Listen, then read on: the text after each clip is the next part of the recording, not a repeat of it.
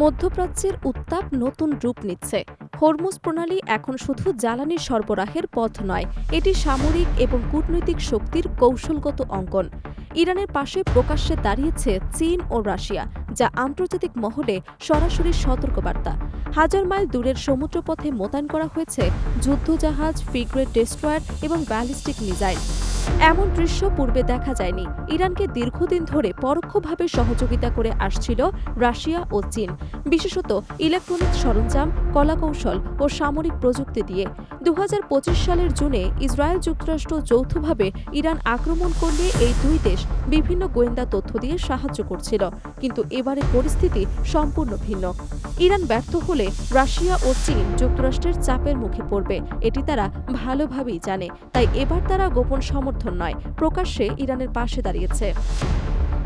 Hormuz প্রণালীতে চীন ইতিমধ্যেই দুটি ক্যারিয়ার কিলার নৌবহর মোতায়েন করেছে, যা রাশিয়া পাঠিয়েছে দুটি পূর্ণাঙ্গ যুদ্ধজাহাজ বহর। এছাড়া উত্তর কোরিয়ার ব্যালিস্টিক মিসাইল সজ্জিত ফ্রিগেট ও ডেস্ট্রয়ার মোতায়েন করা হয়েছে। এটি যেন অসম যুদ্ধের প্রস্তুতি। ওমান সাগরে মোতায়েন করা হয়েছে মার্কিন বিমানবাহী রণতরী আব্রাহাম লিঙ্কন, যার বিপরীতে পারস্য উপসাগরে মোতায়েন আছে চীনের শক্তিশালী নৌবহর। দক্ষিণ চীন সাগর থেকে আরও দুটি ফ্রিগেট এবং ডেস্ট্রয়ার হরমুজ প্রণালীতে আনার কথা জানিয়েছে চীন। গত সপ্তাহের মঙ্গলবার smart control over the strait of Hormuz নামে বড় দুই নৌ মহড়ার সময় অস্থায়ীভাবে বন্ধ করা হয় হরমুজ প্রণালী। কয়েকদিন পর চীন ও রাশিয়ার সঙ্গে ইরান আরেকটি মহড়া চালায়। এই মহড়ার লক্ষ্য কৌশলগতভাবে গুরুত্বপূর্ণ সমুদ্রপথগুলোর নিরাপত্তা ও সামুদ্রিক প্রস্তুতি বাড়ানো। আটলান্টিক মহাসাগরে রাশিয়া, ফ্রান্স ও ব্রিটেনের তেল ট্যাঙ্কার জব্দের উত্তেজনায় দুটি পূর্ণাঙ্গ নৌফ্লিট মোতায়েন করা হয়েছে, যার মধ্যে ফ্রিগেট, ডেস্ট্রয়ার এবং স্টেলথ যুদ্ধবিমান রয়েছে।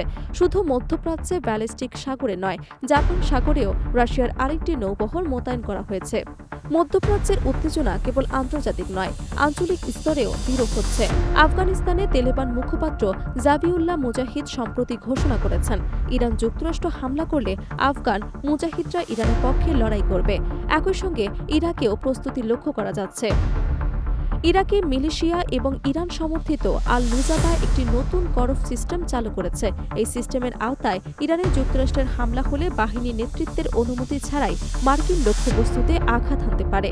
ইতোমধ্যে 50টিরও বেশি সম্ভাব্য লক্ষ্যবস্তু চিহ্নিত করা হচ্ছে। বিশ্লেষকরা মনে করছেন, হরমুজ প্রণালী এখন শুধু জ্বালানি রুট নয়, এটি আন্তর্জাতিক কূটনীতি ও সামরিক শক্তির পরীক্ষা ক্ষেত্র।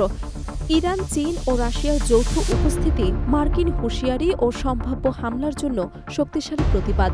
সামরিক মহড়া, নৌবহর মোতায়েন এবং ব্যালিস্টিক মিসাইল প্রস্তুতি সবই সতর্কবার্তা হিসেবে কাজ করছে। মধ্যপ্রাচ্যের এই উত্তেজনা আন্তর্জাতিক মনোযোগের কেন্দ্রবিন্দুতে।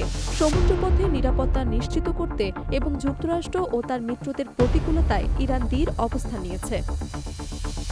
বিশ্লেষকরা মনে করছেন, চীন ও রাশিয়ার প্রকাশ্যের সমর্থন ইরানের সামরিক ও কূটনৈতিক শক্তিকে বহুগুণ বাড়াচ্ছে এবং মধ্যপ্রাচ্যের সামরিক ভারসাম্য প্রভাবিত করছে।